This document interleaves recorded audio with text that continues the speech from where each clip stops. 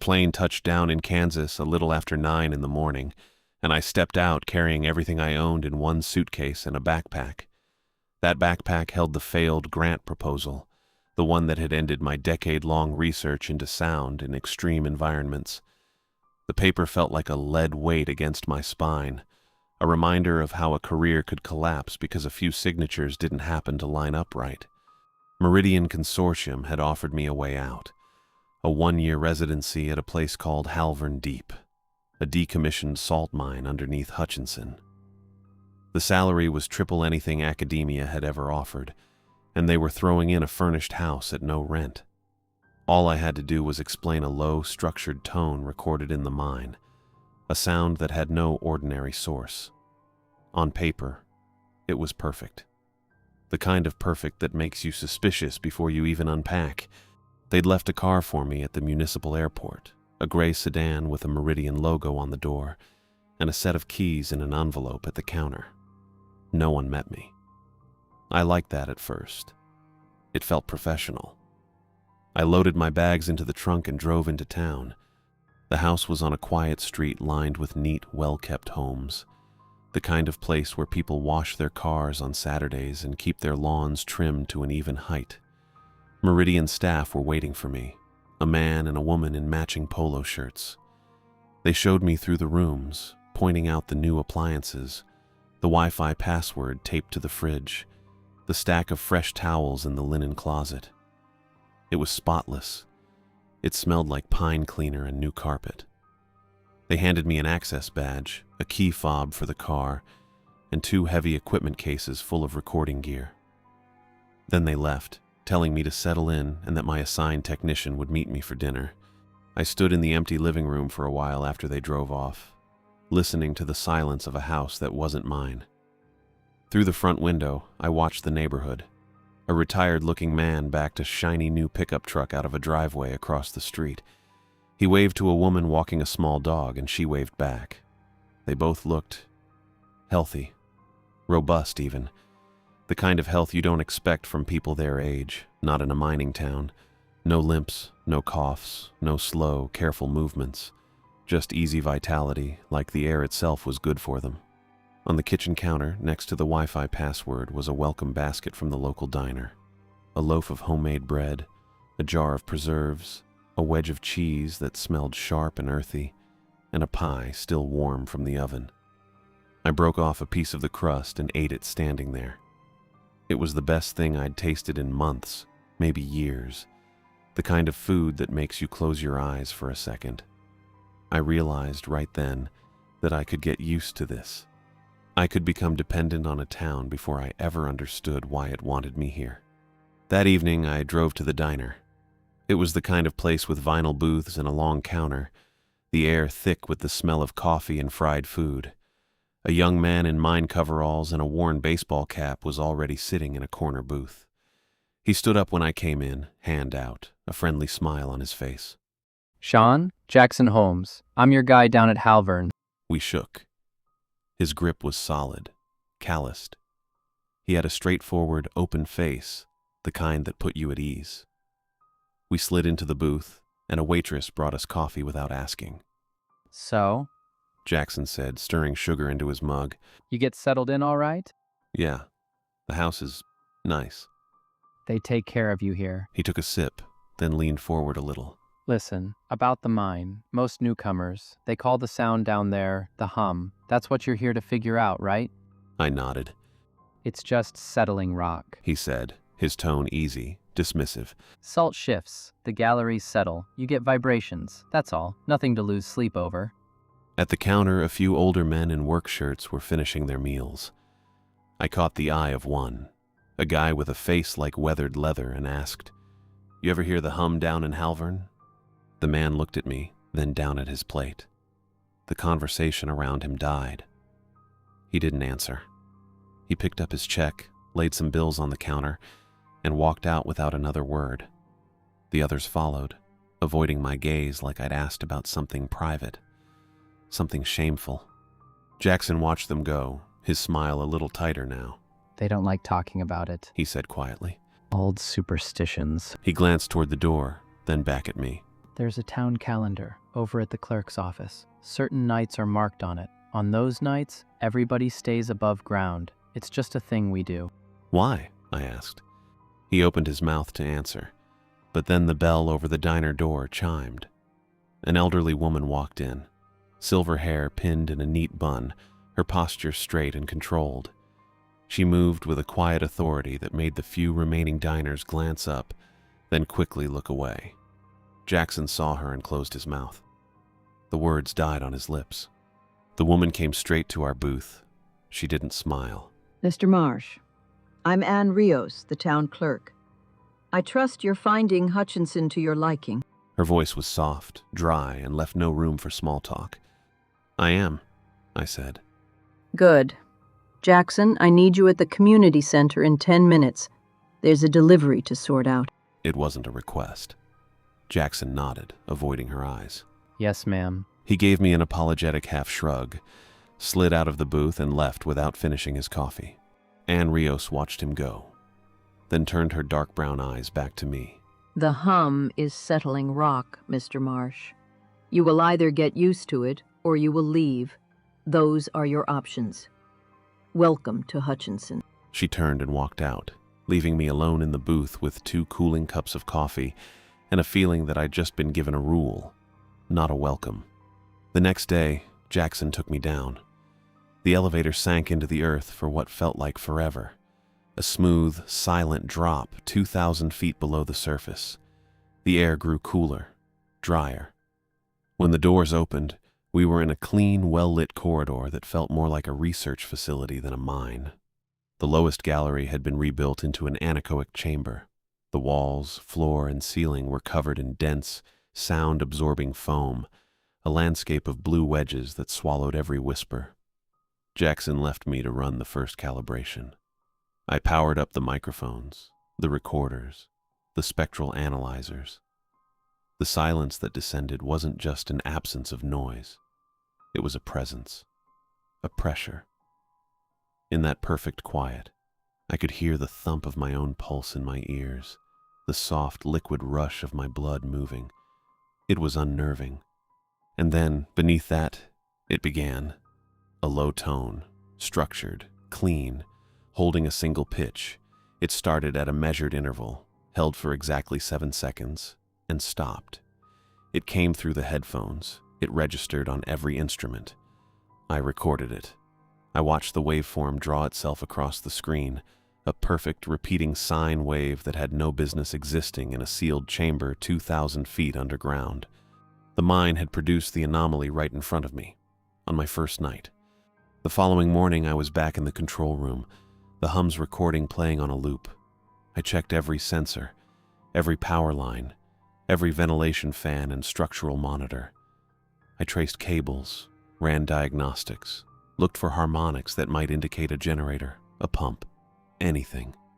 There was nothing. No mechanical source. No electrical ghost in the machine.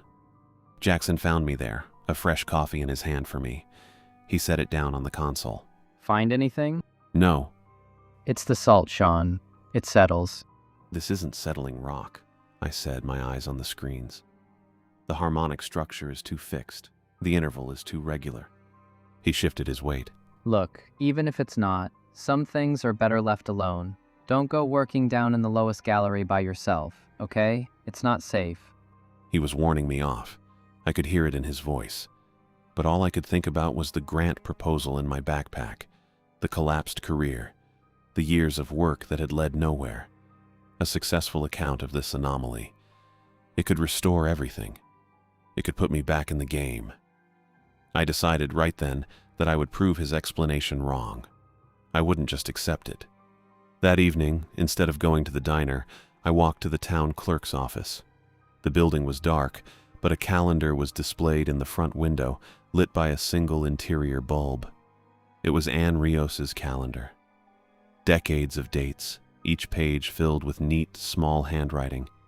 And among the notations, on specific nights scattered across months and years, were small, precise pencil marks. A tiny X next to a date, sometimes 2 in a month, sometimes months apart. They formed a pattern, a rhythm of their own. My eyes found the current month, October. There, on the 8th, 4 days from now, was a fresh pencil mark. The shadow moved inside the office before I saw her.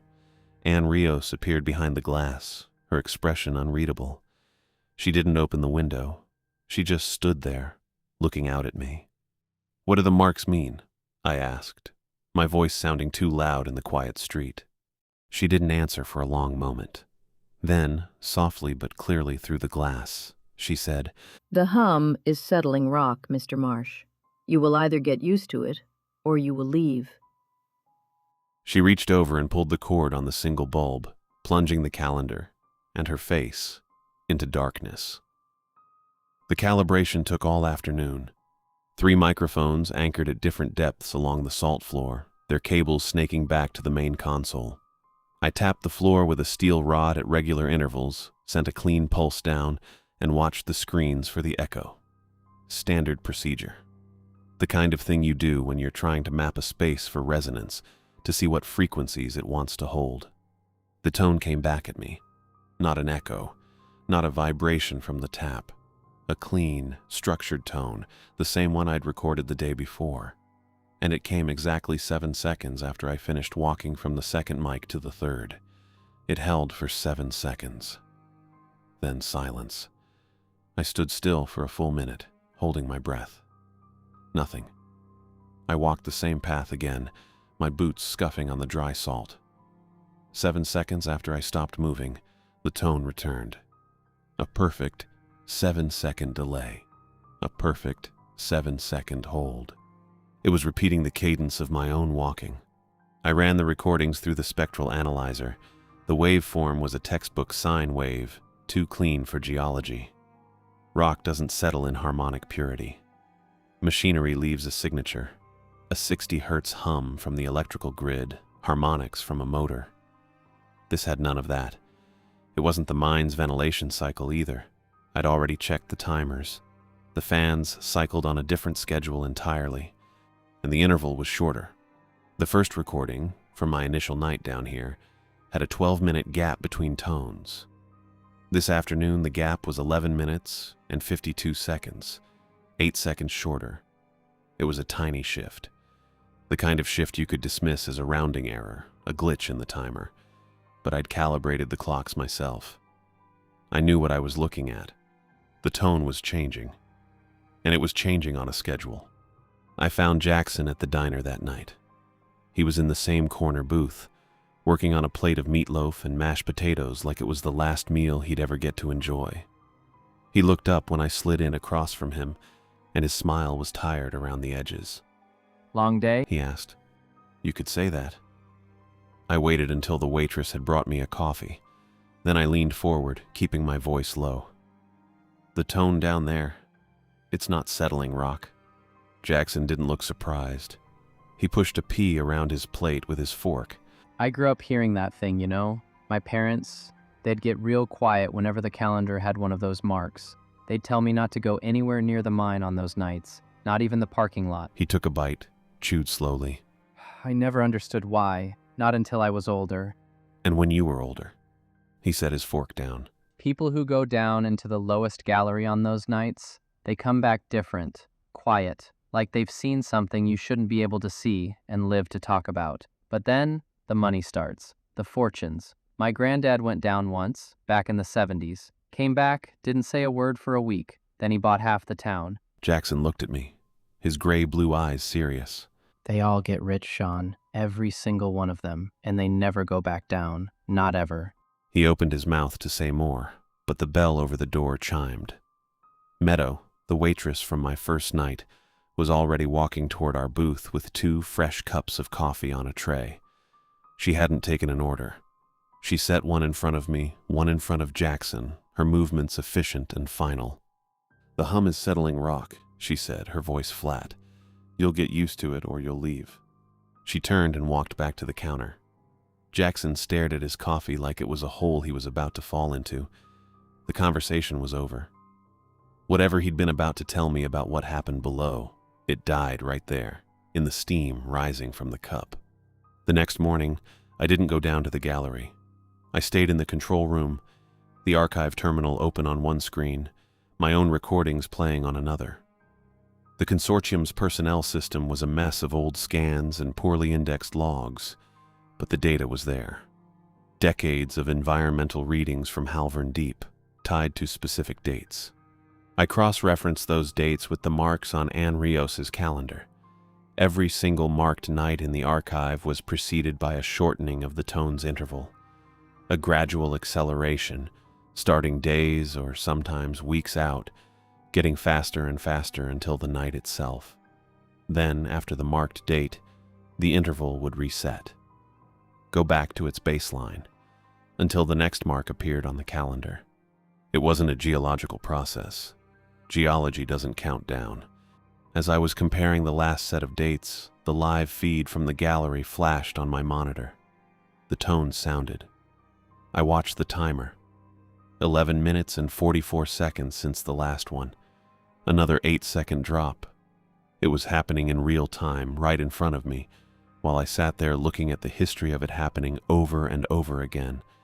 I stopped building a geological model. I opened a new file and started a timeline instead. The archive room was down a side corridor, a windowless space that smelled of old paper and dust. The town records were there too, donated to Meridian for historical preservation. Probably a condition of the money.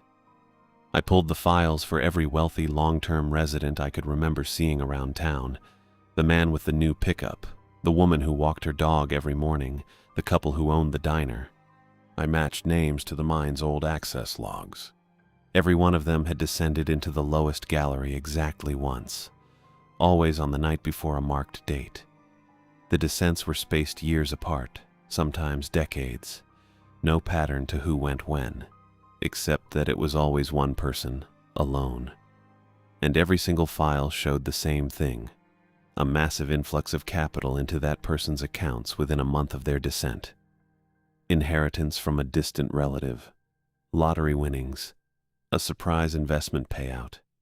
The paperwork was always flawless. There was no record of what they'd encountered down there. No survey notes, no samples, no after-action report. Just an entry in the log, and then a life transformed by money. And none of them had ever gone back. Not once. I spent the evening walking the streets, the names from the archive sitting in my head like stones.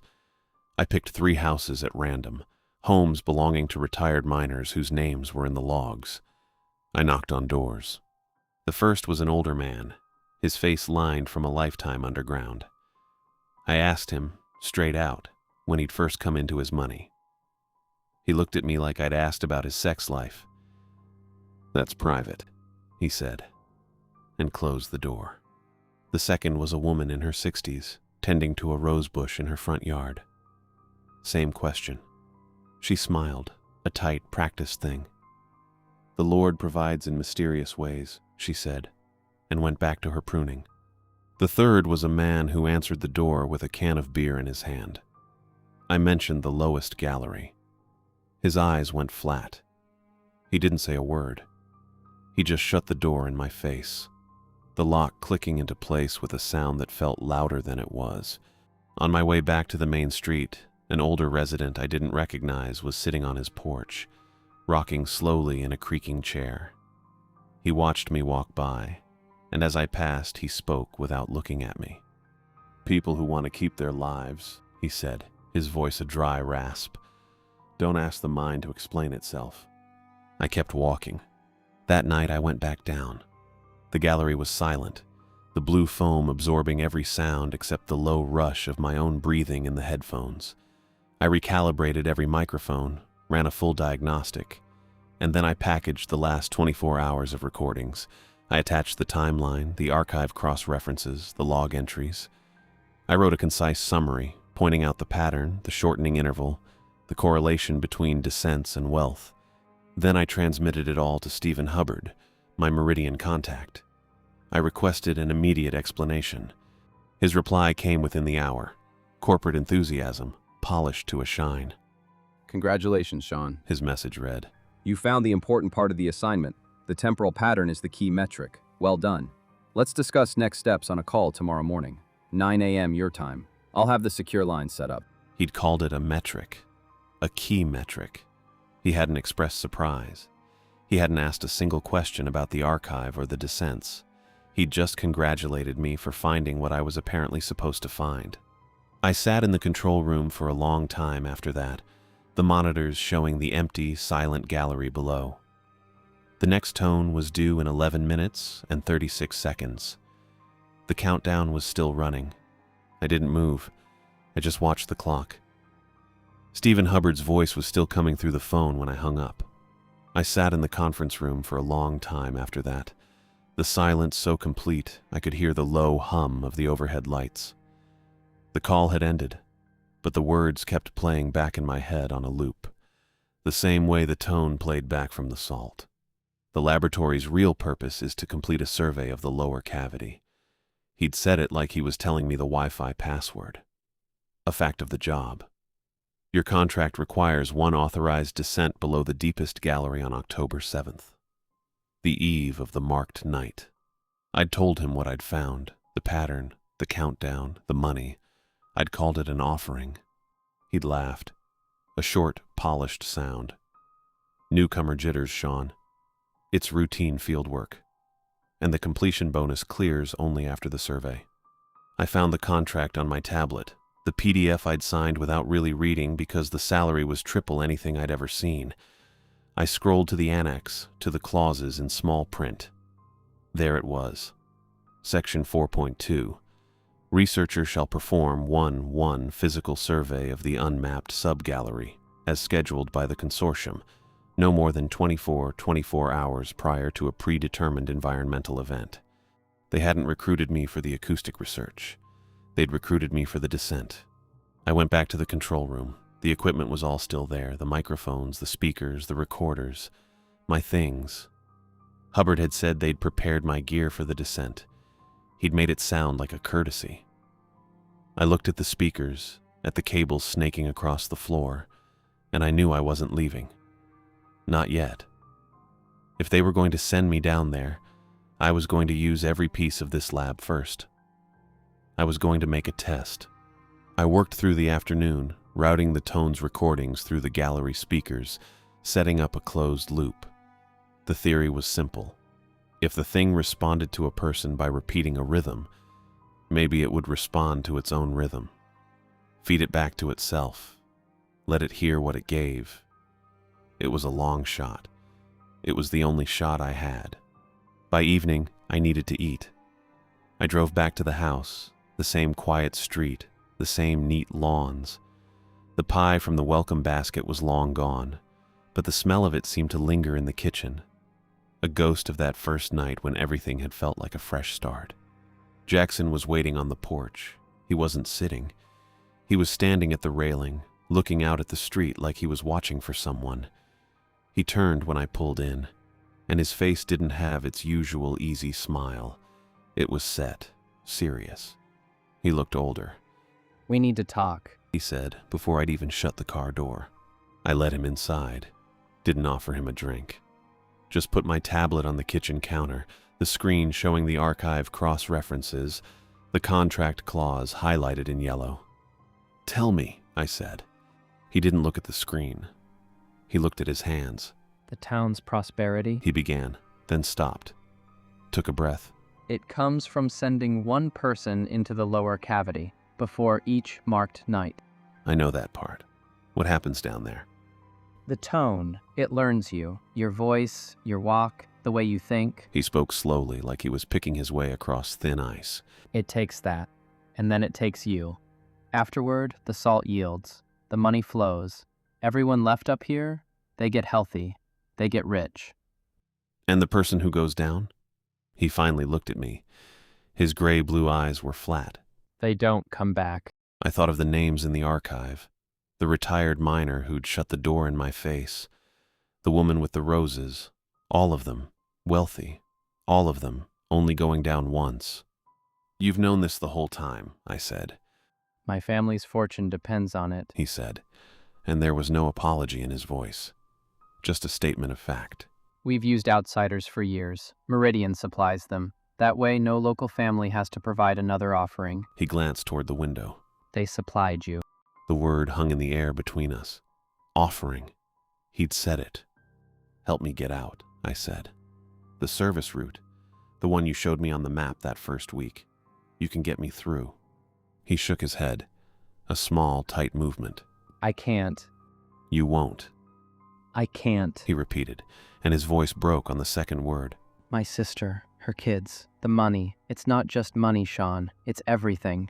I heard cars pulling up outside before I saw them.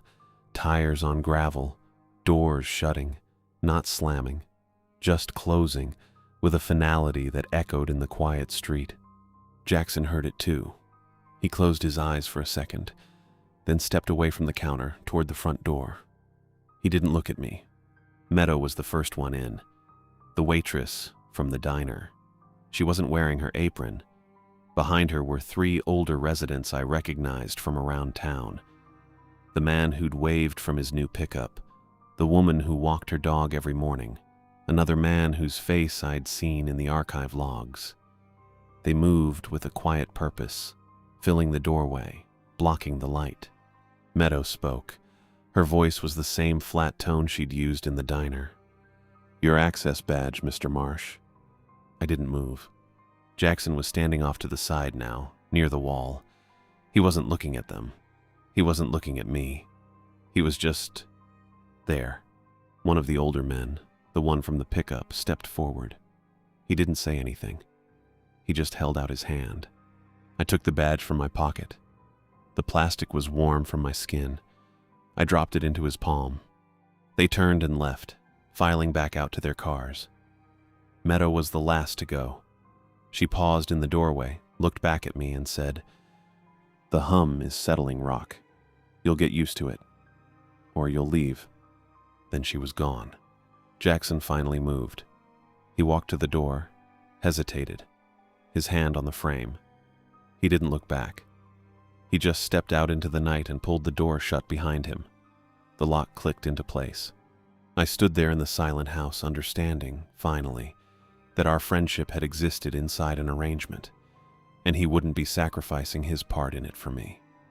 They drove me back to the mine in one of their cars, a smooth, silent ride with Meadow at the wheel.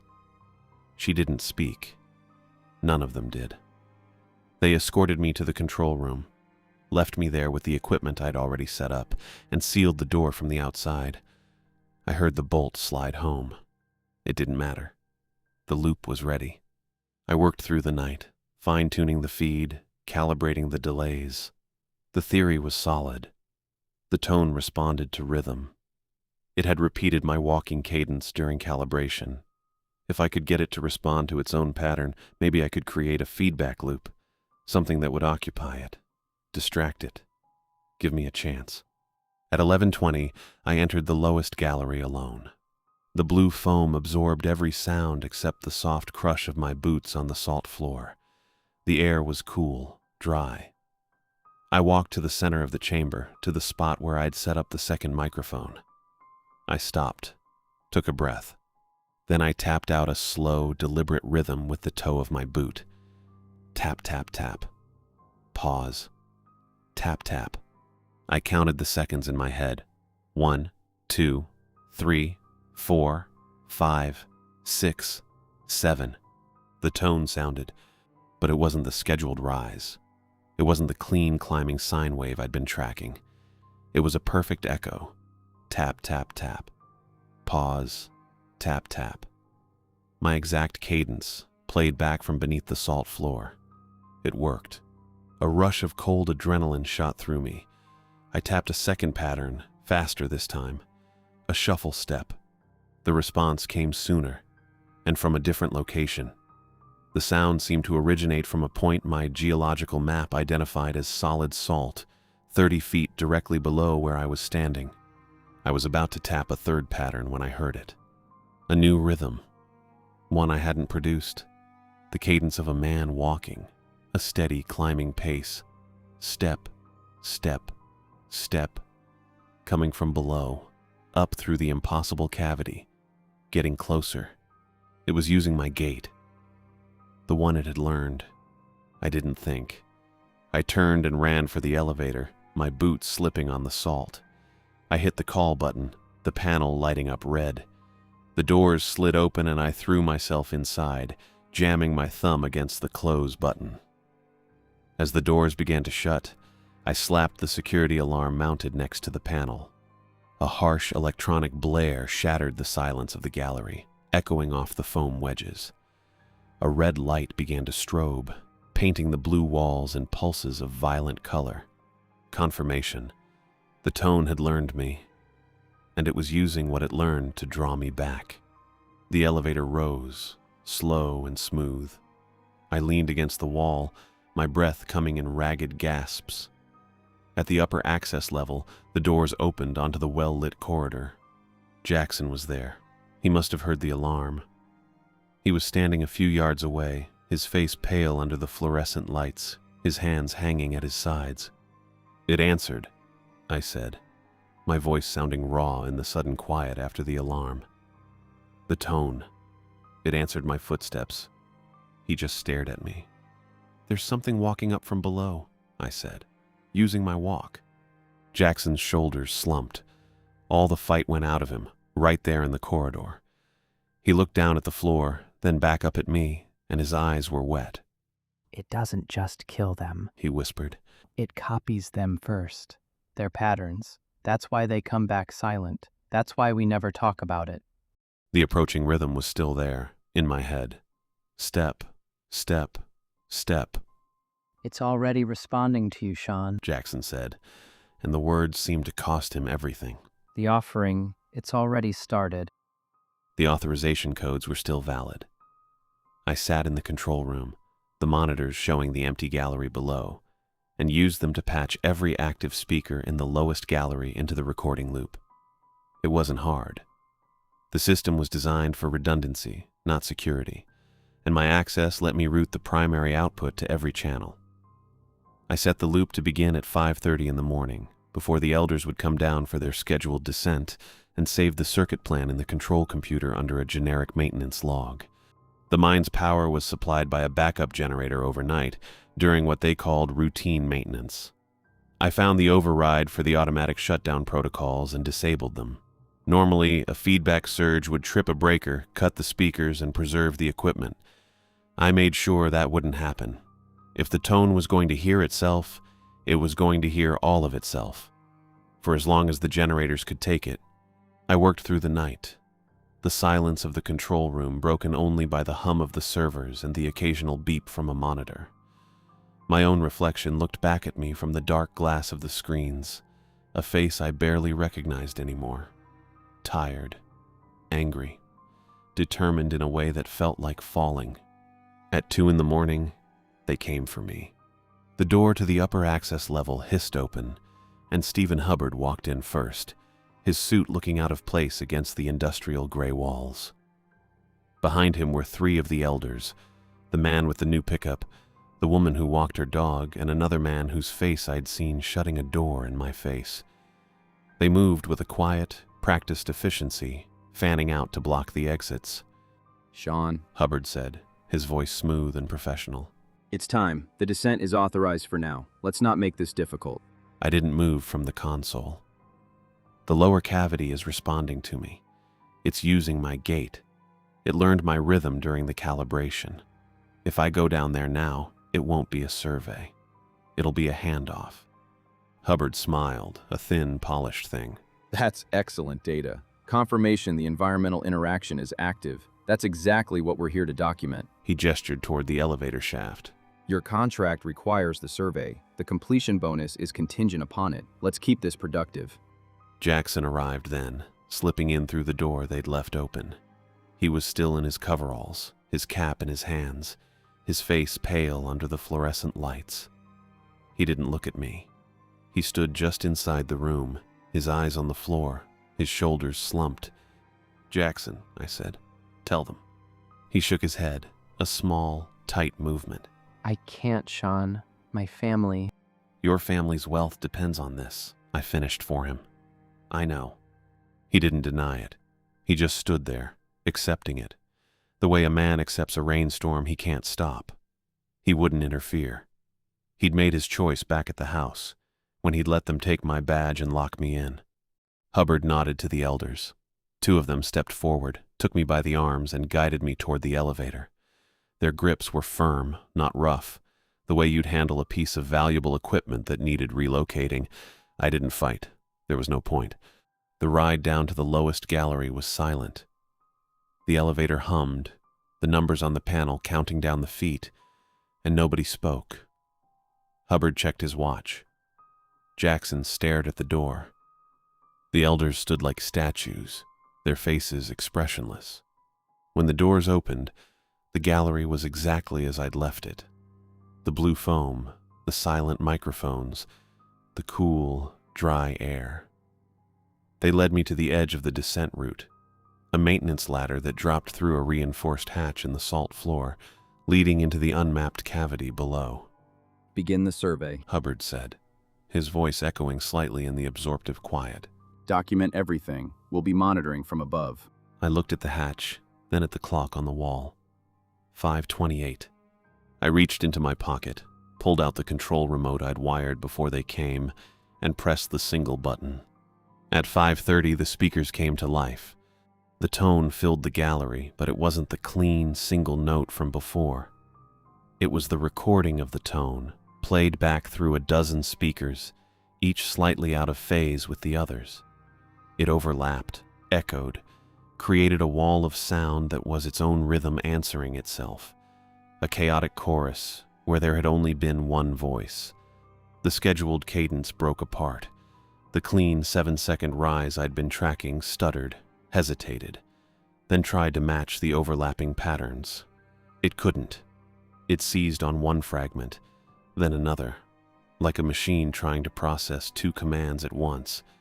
From below, through the open hatch, I heard the approaching footsteps, the steady climbing pace that had used my walk, falter. The rhythm broke, stumbling into silence, then starting again somewhere else, disoriented. Hubbard's polished composure cracked. What is this? Shut it down! You're damaging the survey equipment. He pushed past the elders and strode into the gallery, heading for the main console I'd left near the center. The feedback was building, the overlapping tones creating a harmonic shriek that made the foam on the walls seem to vibrate. Sean, I order you to stop this. He shouted, his voice cutting through the noise. The tone seized on his sentence. It folded his words into the repeating schedule before he could finish them. I order you to. Played back from a speaker to his left, then, Stop this. from another behind him. The cadence of his own voice spliced into the rising sine wave. He froze, mid-stride, his eyes wide, realizing what was happening a second too late. I was still standing outside the hatch, the elders holding back now, uncertain. I had a clear line of sight to Hubbard. I could have yelled a warning, could have told him to run, to get out of the gallery, to shut up. I didn't. I watched as the tone, now using his voice, his command, wrapped around him. The footsteps from below resumed, but they were different now.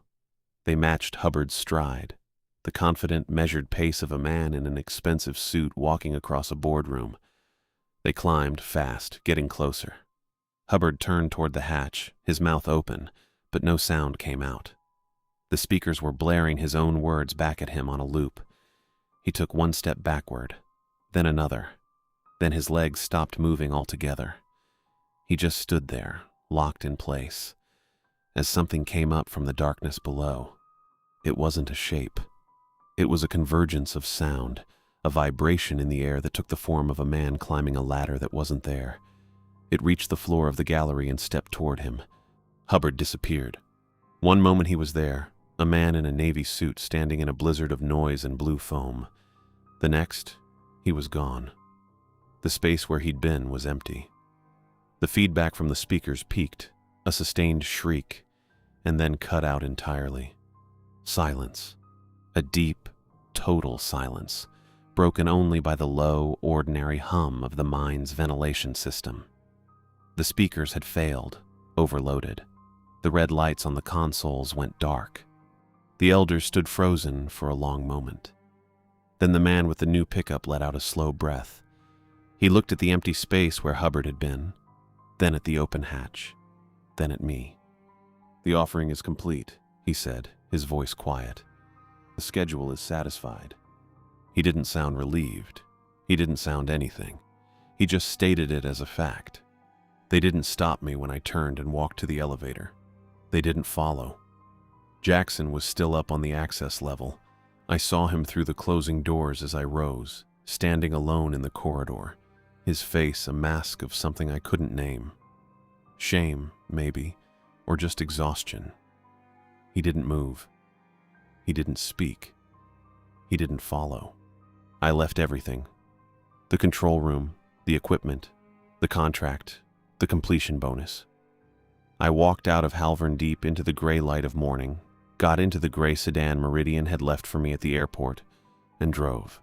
I drove straight to the municipal airport, parked the car in the lot with the keys in it, and bought a ticket for the first flight out of Kansas that had a seat available. It was a commuter plane to Denver. I didn't care. I boarded with just the clothes on my back and my wallet. The backpack with the failed grant proposal was still in the trunk of the car. Let them have it. The plane took off as the sun was coming up, turning the flat Kansas landscape into a sheet of gold.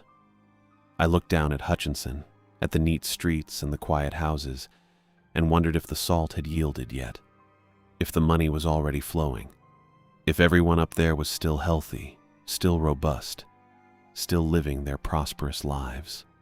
Meridian reported Stephen Hubbard's absence as a field accident, a tragic loss during routine survey operations. They didn't come after me. The offering was complete. The town's prosperity remained intact.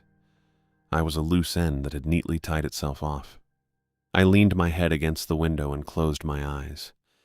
The hum of the plane's engines was just engines, nothing more. The press release arrived in my inbox on a Tuesday afternoon, 35 days after I'd left Hutchinson. I'd stopped checking the news feeds, had unsubscribed from anything with the words acoustics or research funding in the header, but Meridian's corporate communications had a way of finding you anyway. The subject line was pure corporate sunshine. Meridian Consortium announces new frontier in subterranean acoustic research. I was sitting at my kitchen table in Chicago, the one I'd bought secondhand because it was cheap and solid, drinking coffee that tasted like burnt cardboard. The apartment was on the 3rd floor, and the window looked out on a brick wall and a fire escape. It was quiet. That was the whole point. I opened the email. It was all the same words. Groundbreaking residency. Unprecedented access. The quietest underground laboratory in North America. They'd even used the same photograph of the main gallery, the blue foam wedges looking serene and scientific under the soft lights. My old lab. And there, at the bottom, was the name, Stella Patterson, a bright young researcher from a prestigious graduate program, selected for her innovative approach to long-duration signal analysis. They quoted her saying she was thrilled to begin mapping the unique sonic signature of the salt formation. I knew that signature. I knew the thrill. I closed the laptop. The screen went black, and my own reflection looked back at me. Tired, 36, sitting in a kitchen that still smelled of the previous tenant's garlic. I got up and poured the rest of the coffee down the sink. The faucet needed a new washer. It dripped in a slow, irregular pattern that I'd been meaning to fix for a week. That was the thing about leaving. You took yourself with you. The coffee still tasted bad.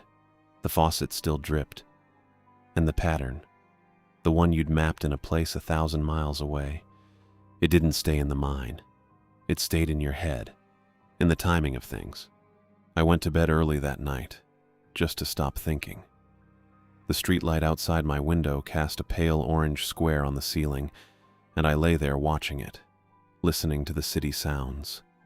A distant siren, the rumble of a late train on the tracks, the couple arguing in the apartment below. Ordinary noise. Human noise. It was a relief. I must have fallen asleep because the next thing I knew I was awake. It was dark. The square of light on the ceiling was gone. The arguing had stopped. The only sound was the hum of my refrigerator from the kitchen, a low, steady 60 hertz drone I'd gotten used to. And underneath it, a rhythm. It was faint. So faint I thought I was dreaming it at first. A soft, structured pattern of pressure in the air, not a sound you heard with your ears so much as felt in the bones behind them. Step, step, step, pause, step, step. My own walking cadence.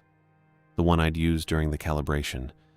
The one the tone had echoed back to me from 30 feet below the salt floor. I sat bolt upright in bed, my heart hammering against my ribs. The apartment was silent except for the fridge. I held my breath, straining to listen. Nothing. A dream. It had to be a dream. Stress. Lingering anxiety from reading that press release. My brain stitching together old fear with the quiet of a new place. I swung my legs out of bed, my feet hitting the cold hardwood floor. I stood up, took 2 steps toward the door, and stopped. The rhythm started again. Step, step, step, pause, step, step. It matched my movement exactly. The 2 steps I'd just taken. It was coming from nowhere and everywhere at once, a vibration in the walls, in the floor, a resonance tuned to the frequency of my own body moving through space. I froze. I didn't breathe. The rhythm continued. Step, step, step. It was climbing. The steady, patient pace of a man walking up a ladder. The same rhythm that had come for Hubbard. It was here, in my apartment, in Chicago. I looked at the clock on the nightstand. The green numbers glowed in the dark. 2:13 a.m. I took a step backward toward the bed. The rhythm shifted, echoing the retreat. Step, pause, step. It was learning me in real time. It had learned me in the mine, and it had followed the learning out.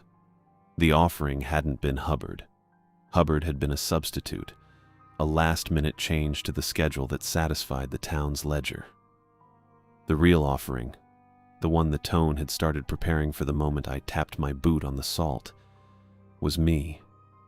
It had copied my patterns, my gait, the sound of my thinking, and now it was using them to find me. I stood in the middle of my dark bedroom, not moving a muscle. The rhythm played on, a ghost of my own footsteps walking an endless circle in the air around me. It didn't need recording equipment. It didn't need speakers or a salt cavity to resonate in. It just needed the pattern it had taken. After a while, it faded. Not all at once, but gradually, the way a sound dies when you walk away from its source. The pressure in the air eased. The silence returned, filled only by the ordinary hum of the refrigerator. I didn't go back to bed. I walked to the kitchen, my own steps silent now, and stood at the sink looking out at the dark brick wall. The drip from the faucet counted seconds. Plink. Pause. Plink. I thought about Stella Patterson, her bright, ambitious voice in that press release, her innovative approach. I thought about her walking into that control room, setting up her equipment, tapping a microphone to test the silence. I thought about the tone learning the rhythm of her walk, the particular cadence of a young woman in field boots, eager to prove herself, moving through the blue-lit quiet. I couldn't warn her. Any call, any email, any attempt to contact Meridian or Hutchinson would just mark me as a loose end again. They'd closed the ledger. The offering was complete. The money was flowing. My interference would only remind them I was still out here, still carrying the pattern. And the pattern was the problem. It wasn't in Kansas anymore. It was here. I stayed at the window until the sky began to lighten from black to deep blue. The first bird started up, tentative chirps in the alley below. A garbage truck groaned its way down the street. The ordinary world was waking up. I could feel it happening around me, the city coming to life in its usual, messy, human way. But underneath it, like a second layer of quiet, the rhythm was still there. Sleeping, maybe, or waiting. It had learned me. It had followed me home. And I knew, standing there watching the brick wall turn gray in the dawn, that it wasn't ever going to leave. The hum was settling rock. I'd gotten used to it, and I had left. But it hadn't.